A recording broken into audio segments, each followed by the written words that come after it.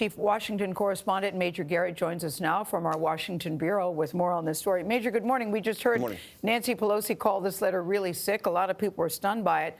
Did the people inside the White House know he was going to write it, and what are they saying about it today?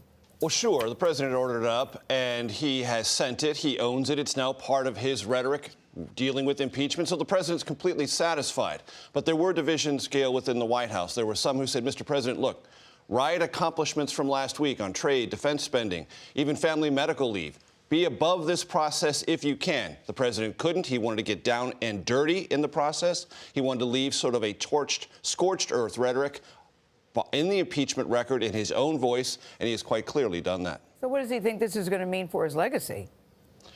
Impeachment itself is a mark on President Trump's legacy, a negative one. He knows it. He didn't anticipate it, Gayle.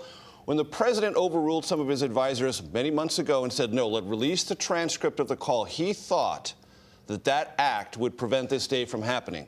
That it hasn't suggests to him in one small way that he miscalculated about the importance of releasing that transcript. He thought that might be his way out. It has not proved to be that way, and that bothers him intensely. Major, we know of two Democrats who say they'll vote against impeachment. Is the White House expecting any more defections? It was last week. It isn't anymore. There were confident, and I would say overconfident predictions from House Republicans and White House folks I talked to last week. 4, maybe 8, maybe even 10 House defections on the Democratic side. They no longer anticipate that. 2 to 4 is the sort of bandwidth that will still give the president a shading of bipartisan opposition to impeachment, but not nearly as many defections as the White House thought it was generating by its very strong, aggressive political pushback. Jumping ahead to a trial, Mitch McConnell says there will be no witnesses. Is the White House on board with that strategy? There have been some back and forth. It is on board with that strategy, and it creates an enormous gap of credibility in what the White House had said for so many weeks. It has to be noted.